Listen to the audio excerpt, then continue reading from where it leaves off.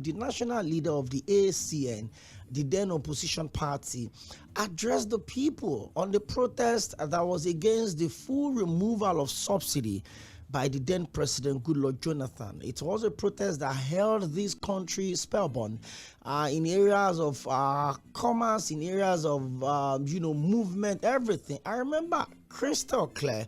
I was interning at a radio station somewhere around the Jᴜɪrᴇ. So all through the period the protest was going on, I was not even reporting to the office from my house in Truly. I was reporting straight to the Freedom Park, and it was a moment where the entire country maybe spoke with one voice against the removal of subsidy. Fast track or fast forward many years down the line, the same man that stood against the removal of subsidy in 2012, and on the 29th of May 2023, while he was being sworn in as the 10th democratically elected president of the Federal Republic of Nigeria, announced an absolute removal of subsidy. I don't know if the implications to that particular decision, but the entire world sent congratulatory messages to us today. From UK to the US, from Canada to Germany, from Australia. Every leader of the world has congratulated Nigeria for another democracy day. But beyond the successful transition that we are celebrating, is our democracy truly working? Those are the conversation we'll have on the edition. Also was a Thursday, and it was the May 29th. That's where we had a mid-term scorecard for the administration of President Bola Ahmed Tinubu. But today on the show, we're not going to focus on this administration. We look at the journey of our democracy. How far have we come? How well have we, positioned ourselves? How much have we been able to utilize the luxury we have as a nation in terms of natural resources, in terms of human capacity, in terms of the intellects that we have in this country? Have we really where we're supposed to be as a people in terms of the economy, in terms of security, in terms of freedom of speech, in terms of the implementation of the rule of law, in terms of everything that democracy should offer? Are we exactly where we should be as a nation? Well, from 1960 all the way down here where we got independent, we've had different times that the military had interrupted our democracy. But this is the longest stretch that we've had since 1999 till now.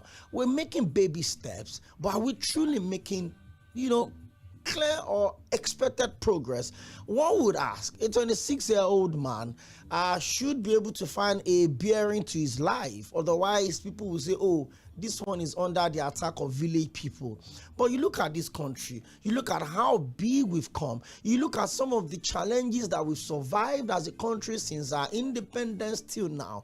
We've had to deal with this. We've been under constant attackers, not even invaders now. We've been dealing with attackers in the last 20 years, from bandits to insurgents to terrorists. You can name anything you can imagine, but some way, somehow, these countries continue to survive. Well, I would have two gentlemen that they will join me virtually, and of course, Mr. Mᴜɪᴏ, the former chief political editor of Guardian newspaper, is live with me in the studio.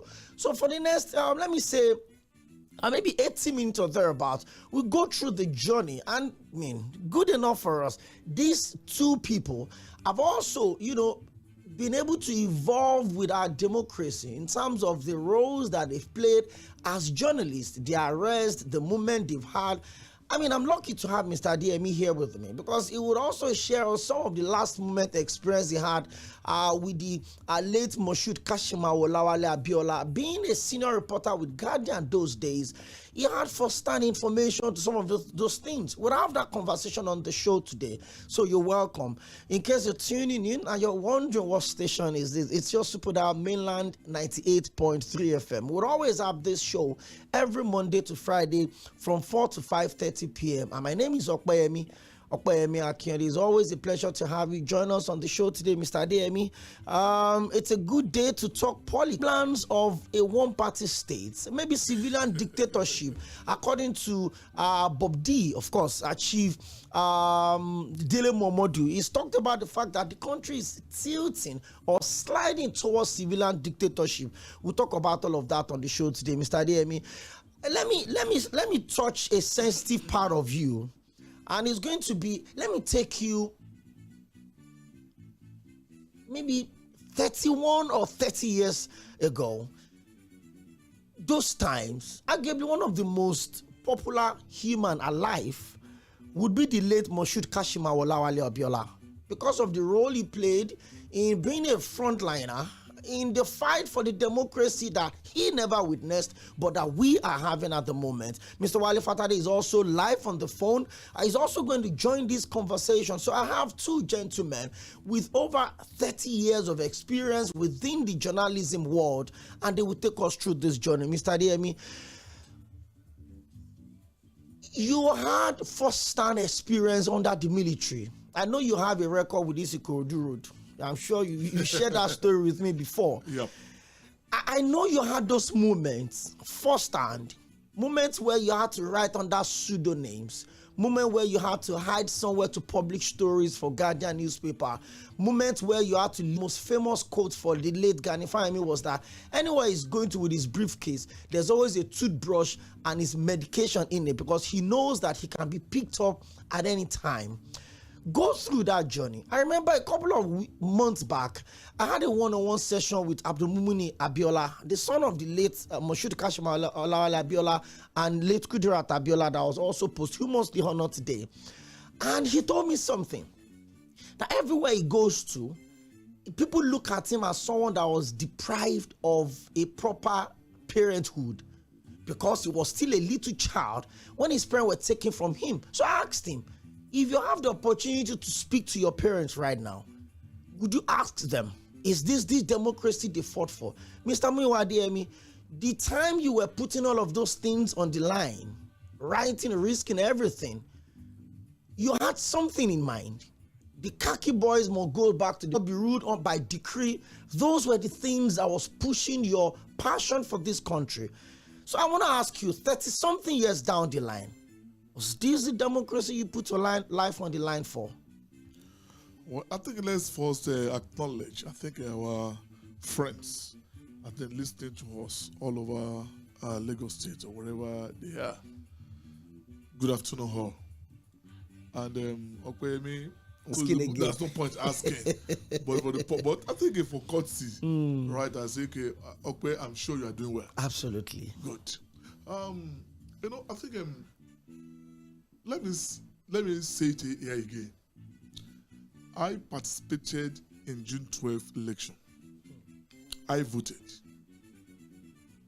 And after the election, maybe I've said it here. I think I voted somewhere, Mushin, going to very close to railway behind Vono, going to I think Vono, Challenge bus stop, I think somewhere around Vono. Yeah. I think it's one of the best local government chairmen that local government has ever had. And on the day of the election, was that Jᴜɪr Oᴘᴇ you are talking of? No, not Okude. It's not. I don't think his name is Jᴜɪr Okude. No, it's a motion chairman local government there.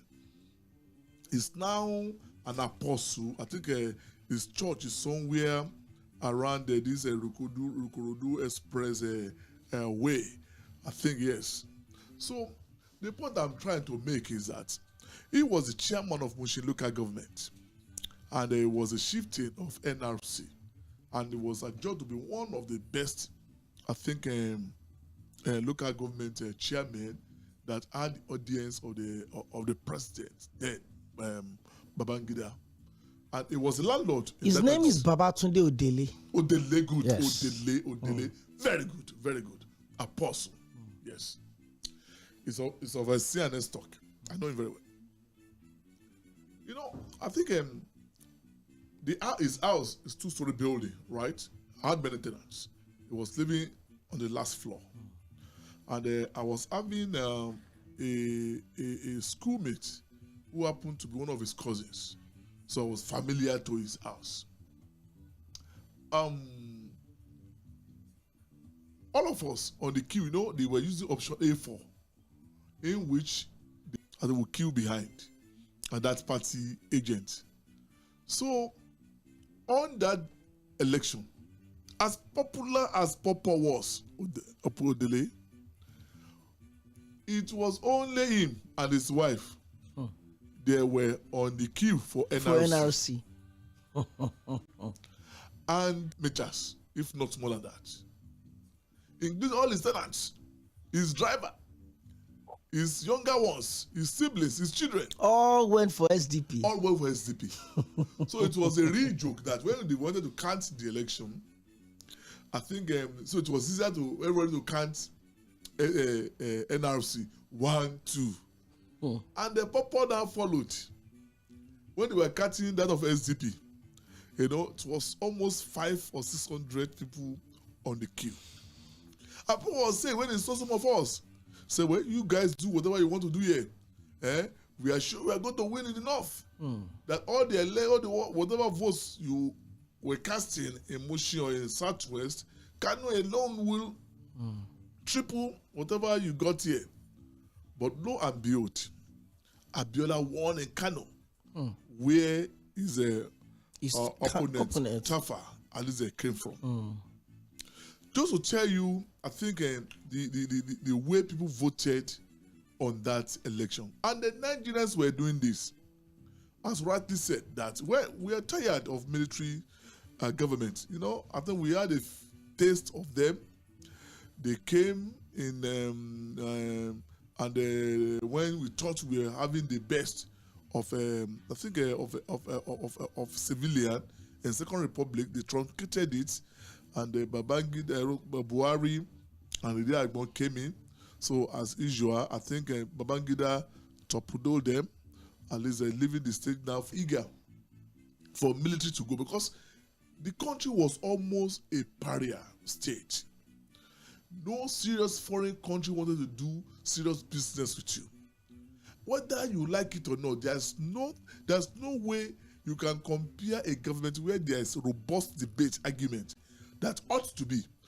There ought to be a robust argument and debate to a government, I think, where somebody somewhere can take decision without anybody asking how it came about that decision, and you dare not ask any question.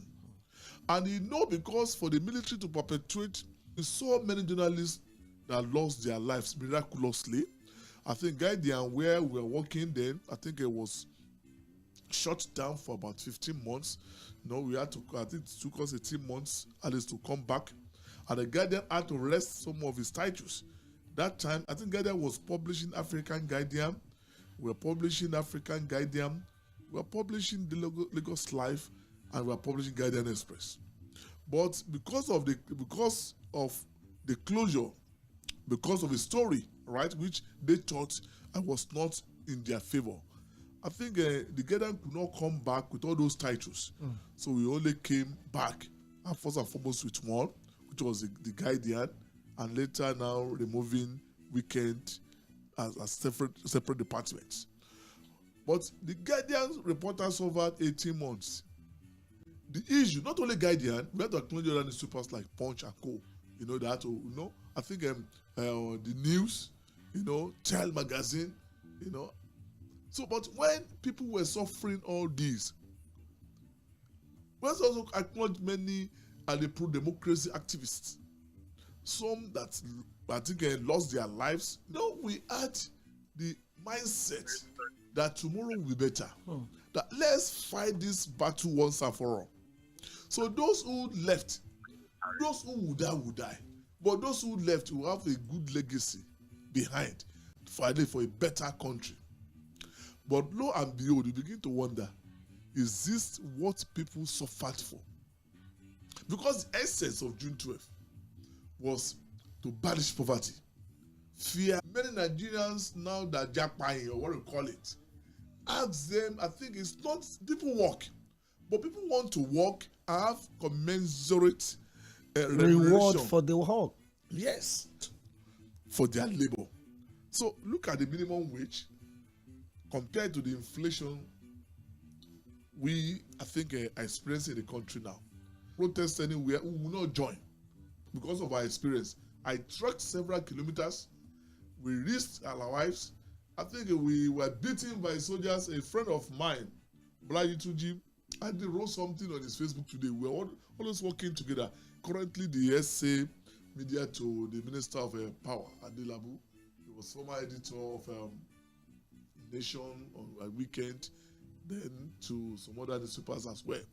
So he wrote something on Facebook today about what some of us at least suffered, what we trekked, how we saw blood litter the street of Lagos, how we are walking among the among corpses of human beings. Darkness. There must be light at the end of tunnel. So can we say almost 20-something years that we have been talking of democracy in Nigeria, we're talking of June 12th, currently at least tackling the root causes of poverty in Nigeria to give a sense of hope. You know, because we are not saying Rome was not built in a day. We agreed, right? But are there glimmers of hope that the way we are going, the next couple of months or years, I think Nigeria will begin to feel like normal human beings they are, that they will begin to feel the impact of government. Do you understand that there will be social and welfare scheme to address their challenges? Are we now saying that in the next couple of years we are sure that you can go to our hospitals, when in fact some of our leaders still prefer to go abroad to go and treat toothache or minor, I think, stress?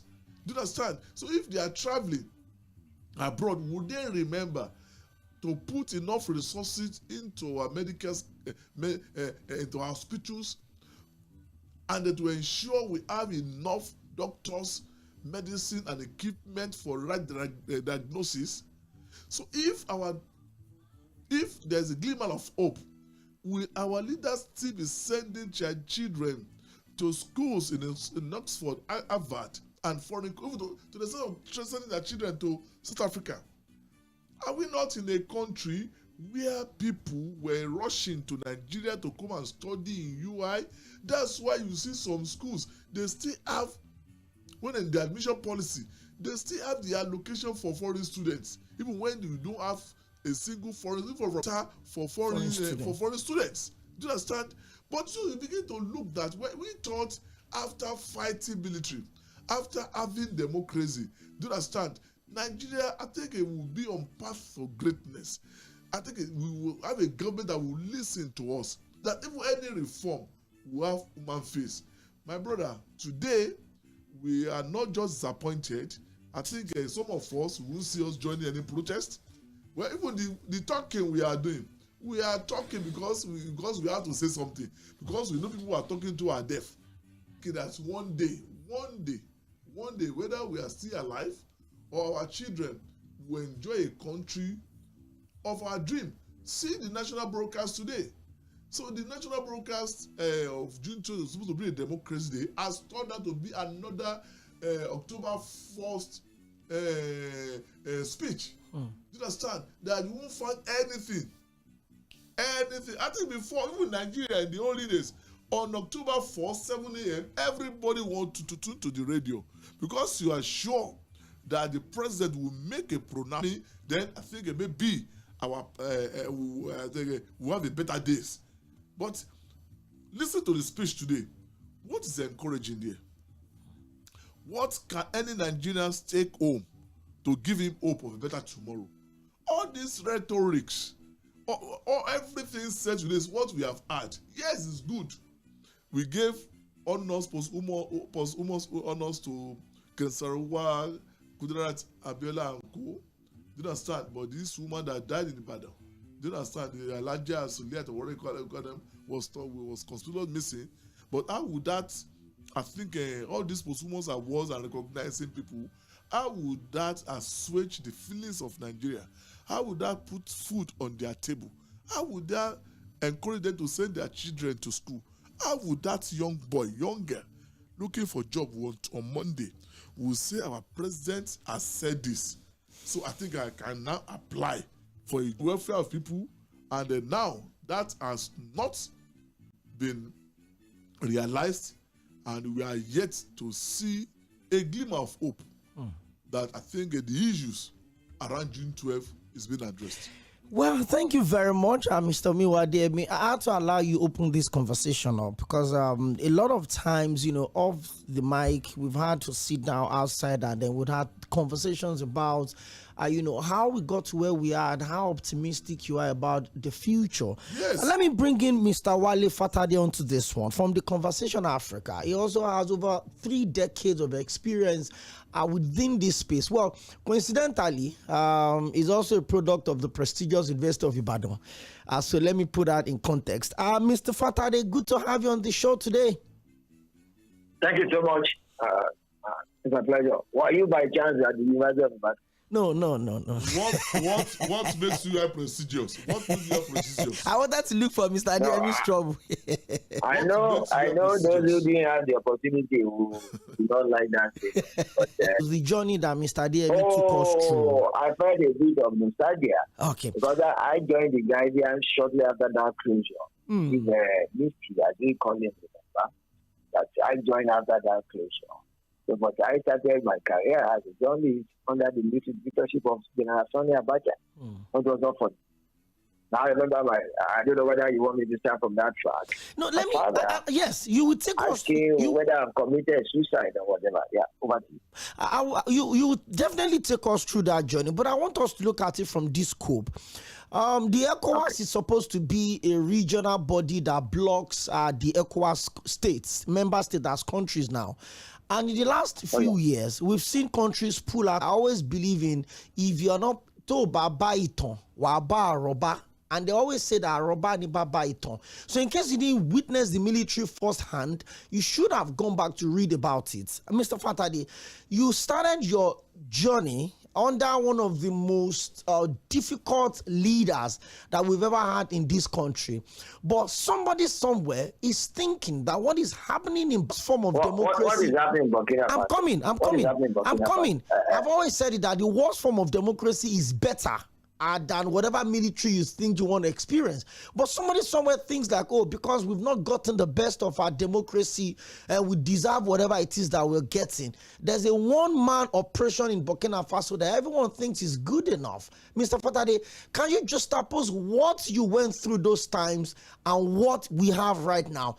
Do you think Nigerians are clear enough in their justification for saying, you know what, if the Agbada had not helped us, maybe the khaki boys should come take over?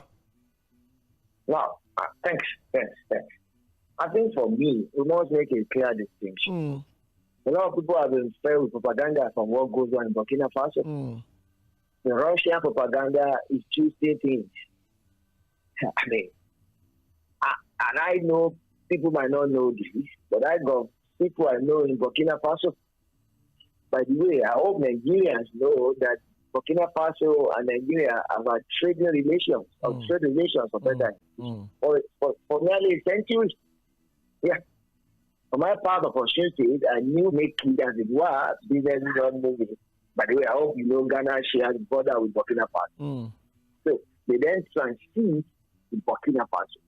And so whatever people think is happening in Burkina Faso, let them go and check the metrics of Burkina Faso. It's still one of the worst and poorest countries in the world. There are women there. But people should be careful what they wish for. That's one. Number two, just yesterday night, as I lay down on my couch in the city, I was reflecting because I was watching a TV station. I can't remember which one, but a Nigerian station. They had this special report on June 12th. But I was in my final year anniversary of that, 1993. Government should add all of us who lost part of our lives due to June 12th. Anyway, because about the expressway, I trekked from the part of Ibadan called Soyo. I was coming from Lagos, and unfortunately, that day. I trekked from Soyo down to UI. And I'm sure my senior there can tell you what it is. From Soyo on the expressway down to UI. Because you are caught in that. And I mean, those days when I even come back, deserve to be honored. But you see, in as much as I could be dissatisfied with what is happening now, or 32 years after that, I would never, and I'm saying that never wish for the military to come back. No, I want it. Because the way the military destroyed our psyche, it will take centuries to repair that. The culture of not waiting for things to grow organically, the culture of not wanting something to be built from the bottom. By the way, one wise person said the only place where you start from the top is when you are digging a grave. You must start from the bottom. And so the culture of with immediate effect has destroyed Nigeria. So there are imperfections rather with our democracy. I got my grasp with this person in government. Despite the propaganda to the contrary, I've been hearing that since I was born. I'm marching towards my 6 decades on the earth. And so I agree. But I think it is better as a... Now, can you answer that question? What gives the military or soldiers better cerebral matter than an average Nigerian is not a soldier? There, in the southwest. We thought it was here where there was a military school. But we later now found out that, okay, in the degree of one institution. So, until they were brought under jam, who was actually, started conducting their own exams as well. So, I would never undergo what we went through. You can't be talking and be pronouncing my magisterially. Let the soldiers take over. Take over to do what? Those of them, all these years we have been fighting war against Boko Haram, against terrorist groups that have not been won, that we have between our military commanders and the terrorists, between our soldiers that are behind that. Let us continue to do and fumble, to walk through our problems, to critique our government. What we should be asking for instead is the expansion of the public space, the civic space. The expansion of the space that you can disagree, you can criticize the government. Expression is important. I can't remember that the political scientist who said that. I might not like what you are saying, but I would defend your right to say it. That's the space that we should be expandable. That we know that the highest office in the land is the office of the citizen. That's what we should be working towards. That will be providing alternatives to whatever program or plan any government in power has. But now to say soldiers should come, where are they coming from? Those that are part of the rot, those that we have seen that former chief of army staff, we have seen them with their humongous work, with work that they cannot account for. So you think junior soldiers are not seeing their superior officers, they are not seeing their commanding officers? Living in luxury. No. Pardon me? I said they are commanding officers living in luxury. That's all. We know we've forgotten a snake chief of army staff, the one with the so-called snake farm, with the humongous properties outside Nigeria. And that military. The military is as bad as the rest of us. It has no moral. Their job is to defend the territorial integrity of Nigeria. It's not to do. If you want to be a president or a governor or a senator or House of Reps member or House of Assembly, or because you have access to President Buhari, the both could not understand that the doctrine of command and obey, obey first and command later. No, that does not work. And complain later. Thank you. And that is why we are where we are. The culture of impunity, whereby a public official believes is not accountable. Believe it doesn't have to. Let me wrap up my own submission on the. You ask me another question, which is funny thing. So last week, when Jᴜᴜᴇ came to Nigeria, remember Secretary of State Jᴜᴜᴇ, that is funny before the 2015 elections. You remember?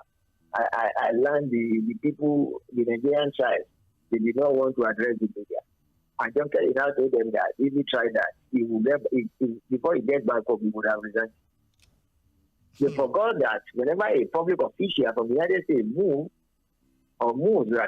there must be journalists accompanying or and so whether he wants to talk or not is not the reason. He must talk. They must asking questions. He must talk. And so media is not called the fourth estate of the realm for nothing. It is because it has been enshrined in the Constitution. These are the kind of media space, the kind of public space we should be pulling wide the curtain that we want those kinds. I pause for a while. Well, thank you very much, Mr. Fatade. Now, let me come to you, Mr. Mᴜyɪᴡ. In 93, it was Hope 93. In 2003, it was Renewed Hope. So people were wondering, which of the hope is being renewed? The one that came with change, that's the 2015 mantra of change.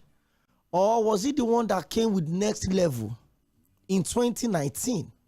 But of course, we put it side by side, Mr. DM, and I'm sure Mr. Fatadi is also, because you would also respond to a part of this question in the history of this country. I mean, I was pretty little, but I grew up watching videos of campaigns of MKO. I also watched that of King Gibe's running mates. And if MKO was talking in Kano and King Gibe was talking in old Ondo State, so he's our man. No, as little as I was then, Mr. DME, 30 years down the line, I would 31 years ago now, and it's still the same problem that we're still dealing with. But before you respond to this question, take a listen to MKO at the late Moshood Kashimawa Abiola prior to the 1993 election. This is very brief, and one would come back. I would ask Mr. DME the same thing with Mr. Fatade as well. Is it that we've been unlucky with leaders, or we've actually had leaders that have been unlucky with the policies that they've met on ground? Stick around with us.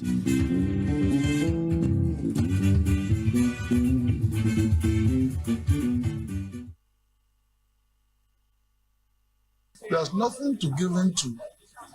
The election was pronounced free, fair, and peaceful by the international observers and by the government-owned observers themselves. So what is there to give into? As a matter of fact, they do not see. As president, it's none of my business what religious color anybody wears. In ITT, in Concord, in RCN, in Summit Oil, in the bakeries, in the bookshop, in the presses, and so we employ people purely on merit, round pegs in round holes, period. There are so many people who work for me whose hometown I don't even know. I don't even know them anyway. I don't have to know them, because we want to be objective. But if I could do that in my own small business, I think Nigeria has every reason to expect from me a clear vision when it comes to the management of the affairs of the country as a whole. Quite obviously, we need to earn more foreign exchange. We shall therefore put in place policies that will broaden the foreign exchange earning capacity of the nation. We will pursue exports and local sourcing for industry. We shall aggressively pursue the implementation of the LNG project if the logjam on the gas project has not already been broken by this administration, by this current one. We shall maximize the nation's return from oil by turning over future investment to the private sector and by removing the complex structures which makes NMPC's accountability and assessment of efficiency almost impossible. You see, there are so many layers upon layers built on this simple thing, crude oil. You don't even know whether it's oil or some mystery around it that is taking the money from the central bank. You see, I think we would demystify all these things. In my government, the daily export of crude will be published, and the price at which it is sold. You see, the issue of planned implementation is simple. You see, public things are not private. We have National Assembly now. They will do their job. They review the expenditure of government and will hold public hearing. We will no longer be hearing of monetary circulars from central bank without the bankers being told. The bankers will have to be involved. You see, like I said, every effort has been made in the past to shake people's head in their absence. It must stop. I mean, it won't be allowed. I mean, the cumulative wisdom of all the bankers would have seen us out of the problem we have in this country today. But some people, they come from IMF or they come from World Bank in Norway, might not have seen malaria in his life. So bringing him here and imposing him as a medical director is like sending everybody to the grave. You see, I think all that nonsense will stop. I rely on Nigerians to keep Nigeria running efficiently. And that's what it is. You see, there will be a few foreigners who will be recommended by our people, not those who will be imposed by some foreign authorities over us. We are an independent republic under God, or aren't we?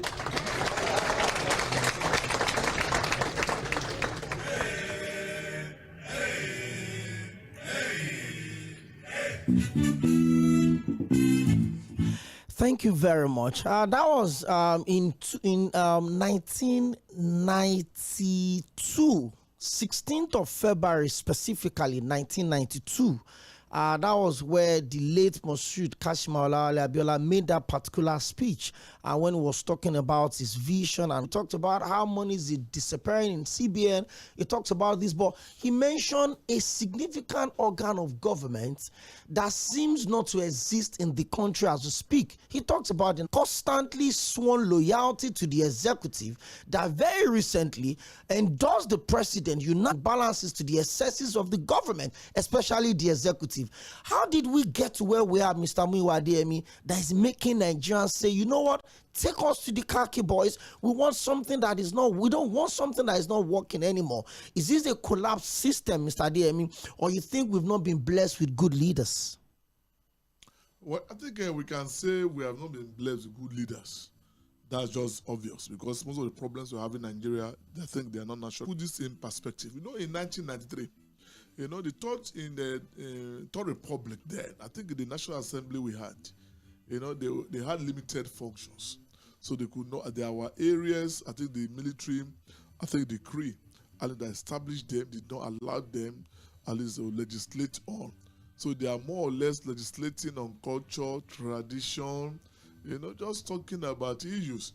But when it comes to, I think the government expenditure, I think how money comes in and goes out. Abiola was speaking to the time then that I think we did not have a National Assembly that is performing its function as ought to be. All the powers, constitutional powers, without any, at least any invitation from performing its duties. So the question, as you said, is that are they really performing their function as expected? Well, arm of government, which second arm? Well, your guess as good as mine. Because they were, I think they were not doing better. Even those in the Third Republic wanted to do. They wanted to ask questions. They wanted to check government. They were curious, at least to stop some things from happening. But they were hampered by the decree. They are not that curious, are not desperate to ask questions. So that's why everybody, I think if you ask anybody in this country, they will tell you it was a robber, simply because I've not seen an area where they try to do a thorough job on any bill presented by the executive. But again, that instead of pruning down and the checkmate the maybe to construct a road, you're supposed to go and look elsewhere. Area, I think in a dry place like other the Southwest and the North. They're supposed to be able to compare what's happening in other countries, other climates, what's happening here. But what we see here is that there are no bridges.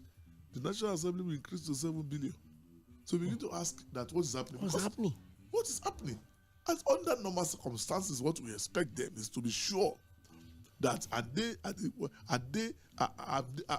that contract not the contract. And that's why you hear some people saying certain kilometer of road is done at X amount in some countries. And in Nigeria, and you see it's 4 or 5 times the amount. So what kind of National Assembly are we talking about? We are not saying the National Assembly should be antagonistic of the president. We are not saying that. But they should. But by the time they are looking everything from the lens of partisanship, because it's our party, our president cannot go wrong. We must support him. If one is doing something wrong, when we're supposed to check him. And we have never seen anyone as worse, especially to present a budget and for them to be singing or your mandate will stand on the floor of the assembly.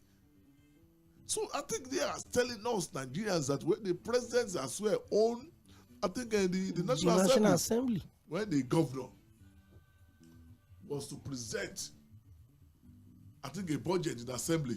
And he told the speaker, in the presence of everybody, that I put you there. So you are representing me here. And he collected the, the hammer from him and bang it. Say, those who support this budget say yes. So, and they bang it. Collected from the speaker. And the speaker was just laughing. You understand? How you abuse an institution to that extent.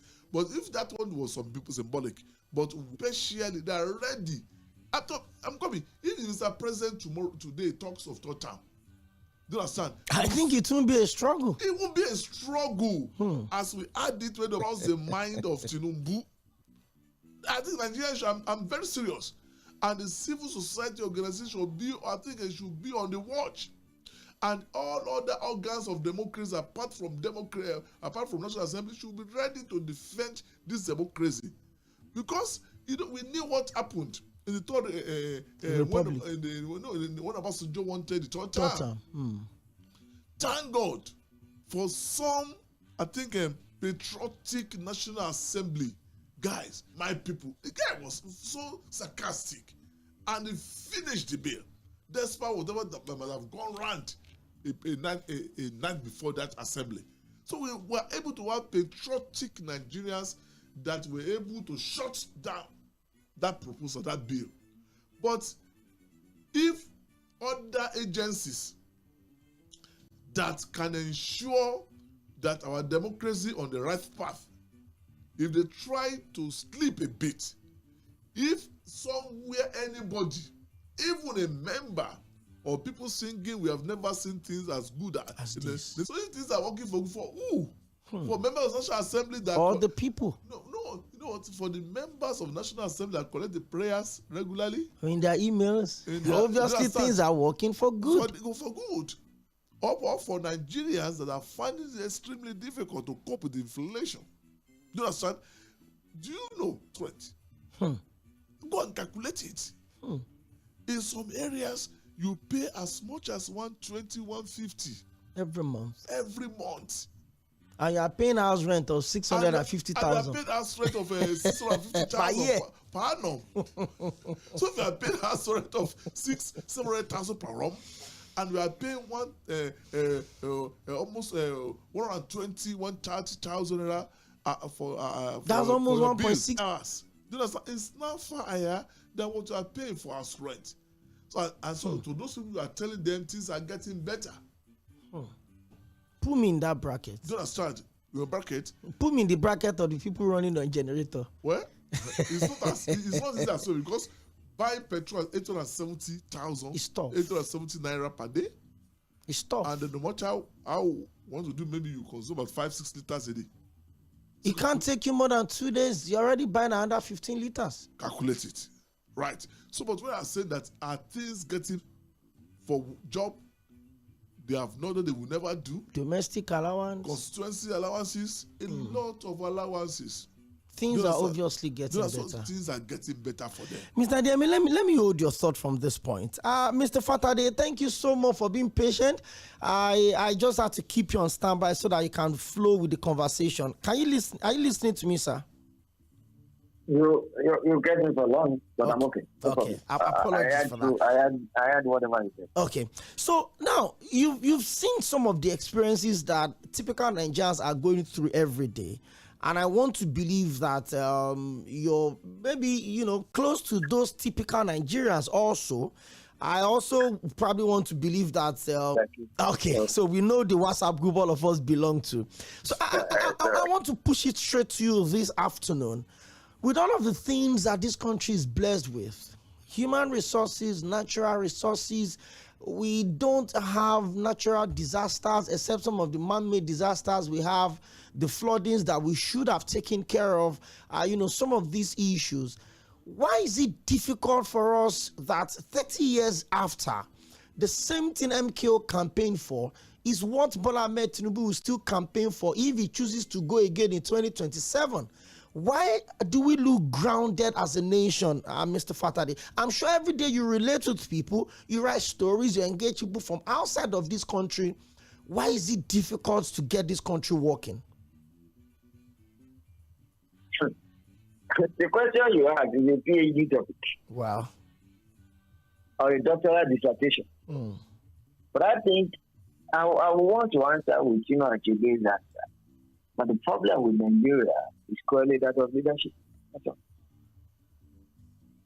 So why that is so cannot be due to different reasons. But the problem is that we have not been served by a couple of good leaders at all levels. That's all. People who dream big, people who put others first. I mean, the era who did not meet the generation of leaders we had 1979 to 1983, you lost, you missed. Now, just cast your mind back, and I said it that patronizing. I don't know where you spend your younger days, whether you grew up in Lagos or any other part of the Southwest. If the late Latif Jackson there used the resources they had then and what he used them to do. Yesterday, I was watching on TV how the federal minister, the minister of the Federal Capital Territory, now engaged in loud drums and noise and singing because of roads. Huh? Roads. That the roads of Africa were constructed as part of Western region as Mr. Media. Some of those roads are still being used today. I mean, the Western region extended to as far as Mushin, Ikeja, Ikorodu, Badagry, Epe. Now, cast your mind back. The Western region was adjust the fastest growing region of the Commonwealth that included Australia, Canada, and Britain, and New Zealand. So, I mean, we had television not up to 20 years, about 10 or 12 years after the United States had television. Now, the current residence of Nigeria president in UK, in Britain rather, was the Western Nigeria that was sent on scholarship to go and study in UK. The Eastern region under Okparachu had his own chancellery in the United Kingdom. So, and I think part of our problem was the jettisoning of the 1963 Republican Constitution. So, there's a way somebody described it, I won't even remember who, used to be bottled democracy or to be bottled federalism has been shown to be really suited for the kind of country that we have. By the way, I'm for a united Nigeria. For each region, each section, being allowed to develop at its own pace. The center we have is unwieldy. So this idea of there is too much money for the federal government to play around, and that is why this kind of political arrangement is going on. Now, my senior said so much about the National Assembly knows its oversight function very well. No need of repeating those things. But which unit of federal government is working very well? And I see curious how you bring somebody from South or Gashia in Borno State to come and police my community of the war in Osun State. Does he understand our cultural nuances? Does he understand the fact that part of the places we have in Southwest include anybody from attending normal schools or regular schools, not just the Islamic schools alone? Does he understand that my own cousin, who is a Muslim, was being with my father during Christmas, and that my father too was standing in the position of his father during Ileya festival? Does he know those things? I said, those are issues. And that's why you see the rise of extremism. Those are issues. And that is why these arrangements cannot work. Now, I don't know. For those of us who are Christians, the Lord Jesus said in the Bible that a bad tree cannot produce good fruit. And in philosophy, it's faulty. This house cannot work.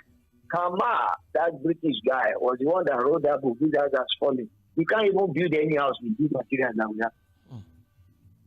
The kind of incestuous relationship we see between the executive and the legislature, we remember that judge that retired in Lagos State. Was it Justice Adelaide Jinadu, as a professor? Or Justice Jinadu, I can't remember, who resigned because the military governor or the military government there refused to obey his order. The man walked away from the judiciary. And so, just catch your mind, we have people like that again, or these other gentlemen and other. Make it to me. So, what are we saying? And so people are waiting in the wings to be like them. People are waiting in the wings to steal money again. I don't know when large people saw public schools in Lagos State. I'm talking of secondary and primary. They are not fit for the dogs. Now we have government propaganda at all levels. This democracy is not working. That's a fact. And so we must begin to find ways of tearing down this behemoth. That is agreed, because the federation unit in any federation is not local government. It's just state and the federal structure. So what has happened? Why has it not worked? What is making everybody now to seem to be tied down to the equal string of APC government? It's because they want an easy pass now that we should be discussing. And by the way, for me, I don't see any difference between the left and the right in all these political parties. Now, in 1983, Augustus Mayedi Dadisa Akinloye, the one of us who grew up in Ibadan, was far more powerful than President Shehu Shagari. I mean, because why? The post is just meant to conduct to win election, and after that they are dismantled. So the Yoruba tourism, our problem started from the beginning of the democracy. Yeah.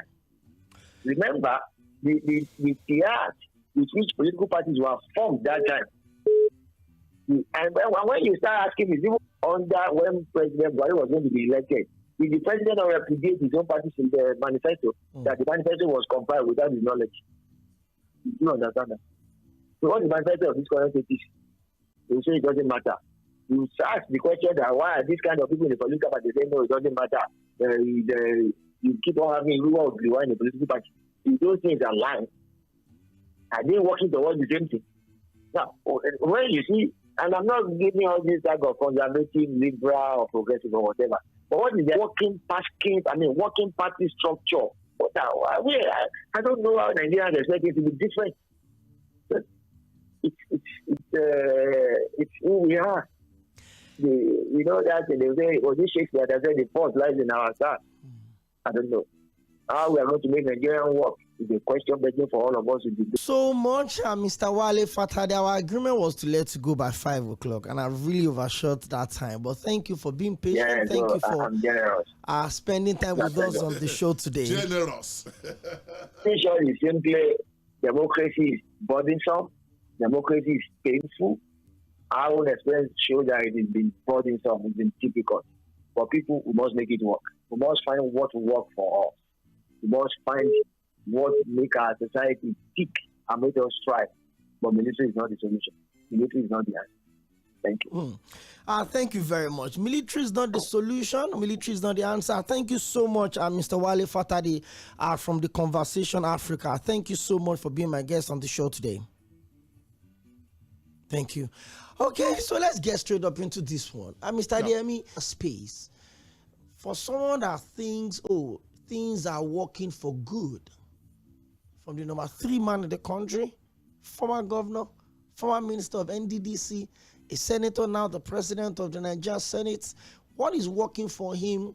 Maybe in Kano local, in Tunumada local government in Kano, or someone in Angwaru Kuba in Jos. The status is different. But are you worried, Mr. Adeyemi, that the class or the gulf of class between the governed and the government, and there hasn't been any concerted effort by any government to close that gap? You know what? You can ride your limousine, right? You can ride that works. For those that can't afford the limousines? Yes. You can, at least you can have 50 of generator supply and it's not affordable price. Good. You understand? You can have money to sink a whole bowl, a whole bowl. Your children to eyebrow schools. Do you know what I'm saying? But let government institutions are better than private. But in Nigeria, the reverse is the case. Is the private institution that cannot send his children to a public primary school. In fact, how many public primary schools do we have? Do you know what? Go and check every I challenge, even in Lagos State here, let the commissioner of Lagos State, or you make an inquiry, put them, ask them, since in the last 10, 15 years, how many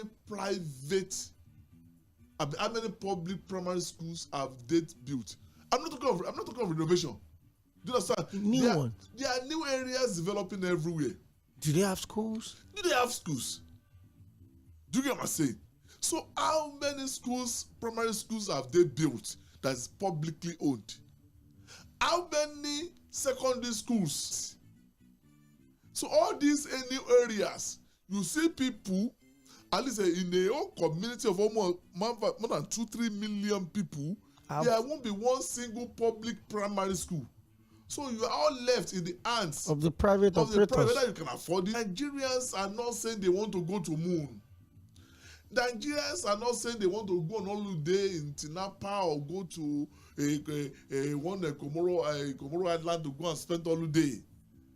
A typical Nigerians want just simple, basic things of life. Just keep me secured. Just give me electricity. Give me electricity. Give me roads.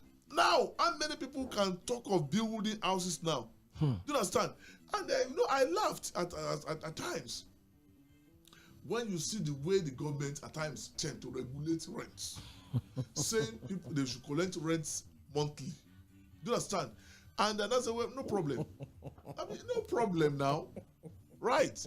But how much would those rent be in a month? Do you know what I'm saying? So if a landlord perhaps in the remotest area of environment some of us live, where you pay 800 or 1 million for 2 or 3 bedrooms. Yes. And we regulate that. If they cannot regulate the price of cement, if they cannot regulate as this property building by Lagos State, even when Gᴜᴜ was in charge of LSBC, middle of, I think around October or June last year, up till now, it has not been allocated. For me that have paid for these properties about 15, 20 years ago. Go and see, they made the place habitable, had not been built. And there hadn't been facility, a property commissioned by state government since last year. And state government that want to tell a landlord how much to charge per month. Do you understand? So, but what are we doing to make housing available to people in the state? If that country could build some structures we are talking about, how many are you building? Lagos is making more money. Other states. Maybe other regions. Put all the northern states, including Kano, Kaduna. How much is their AGR? The entire 19 northern states. Because Lagos VAT alone is higher than the VAT of that other 35 states. 35 states in this country. The VAT being generated by Lagos State. We are talking of figures declared to Lagosians. And how many roads are being constructed? Do you know what I'm saying? So what they are saying is that we cannot. I didn't want to just continue to talk about the federal government. Do you understand? Because whether we like it or not, it's do you understand that are responsible to take care of certain infrastructure or to make our immediate environment better than what it is. Right? But we are not talking about them. So let's task the Lagos State government. Let's task our local government chairmen in our various communities. What are they doing? They are getting more money. This money is not just coming from the moon. It's the tax. It's from our sweat. They are getting abundant sweet. But we should be able now to start asking them questions. So the point in any government, any serious government should be able to provide. No, even we played that Bill speech talking about this basic something. We are still asking of. So begin to wonder what has happened between 1970s and 2025. I'm talking 70s. Go and read the Awolowo campaign in 1979. Some of those things they promised. So he's talking of potable water. Even that time, the power supply had not been this bad. We grew up, I think the first time I saw generator, the first time I saw generator, a band donated it in my church. You know, they used to call it plants. Generator, they call it plants. And that band donated it in my church for outside crusade. You know, at times when they go for crusade or they go for what do you call it, a service of song, you know, outside whatever. So they try going to do such events, but they say no, we cannot continue to beg people that please let's take power from your house. So we can be moving around with this. Buy, I think what do you call it? We never use generator. We didn't know it. I didn't have candle. I didn't have lantern. You are sure that if there was a power outage, you begin to wonder. I think in between just 1991 till date, what has gone wrong? Mr. Miwa, let me ask you a question. And I think this should probably be the second time I'm asking this question. The first time I asked this question was when I had Iba Gani Adams on this show. Yeah. And I'm going to ask you this question again for the very second time. What generation would you have loved to live in? Where you were or this one? You know, let me tell you the problem we're having in Nigeria. We're having a generation in Nigeria that the past is always better than the present. It's quite unfortunate. So would you prefer those times? You know, when, just be practical, right? I think when Abati left office as spokesperson to Jonathan, and everybody was then, I think, the failure. And you want to think that he spoke? People begin to see Jonathan better. So, Abati is now walking around as like a saint. So at that time we refer to Jonathan as clueless. How will you describe Buhari? So how will you describe for the entire 8 years? Yeah, per liter. You understand? How much is a bag of rice? You understand? See, Buhari left. You understand? They ask you how much is it now? Which one is better? How much was a bag of cement? I called one of my children, the civil engineer. I looked at I just stumbled on I think when I started building a bungalow, I think in year 2000. Yes, in year 2000. Yes. So I was keeping records of how much I was buying blocked. I stumbled on those documents, and I called him. He's a civil engineer, and I said, "Well, Tufumi, come and see. Do you understand?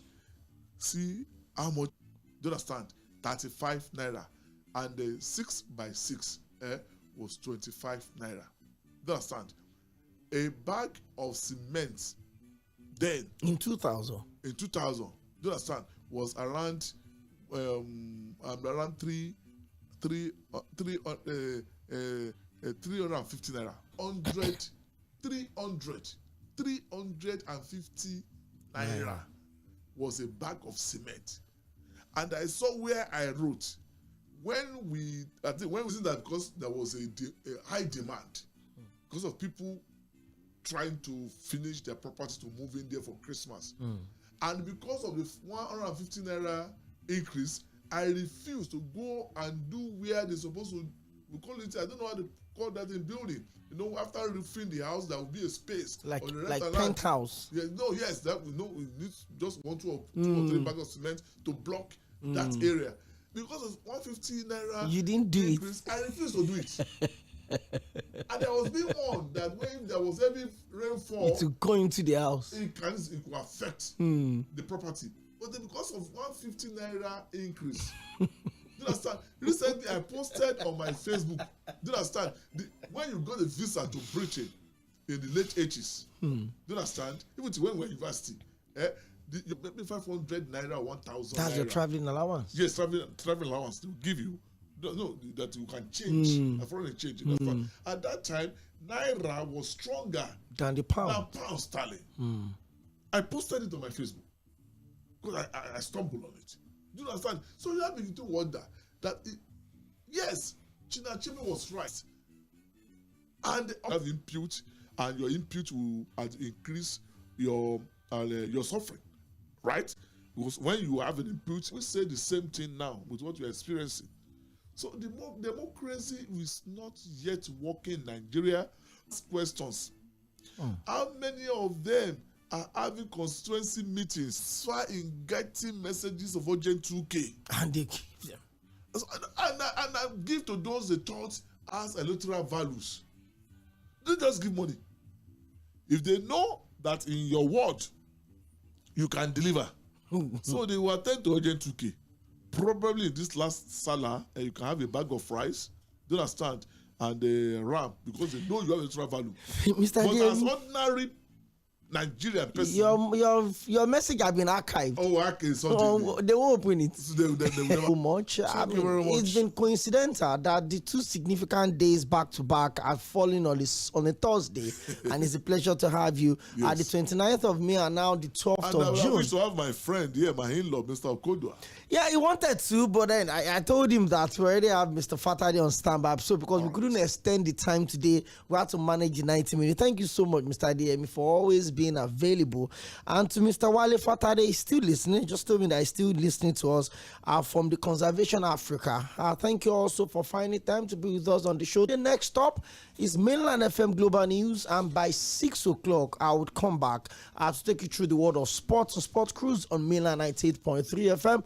My name is Ōkpeyemi Akenedo. 2025 local government election in Lagos. So after then, I'll read your messages, the ones I couldn't take today, and also converse with you tomorrow. Stay safe and keep your dial locked only on Mainland 98.3 FM. This program just listening to is The Situation Room. My name is Ōkpeyemi Akenedo. Thank you very much for listening.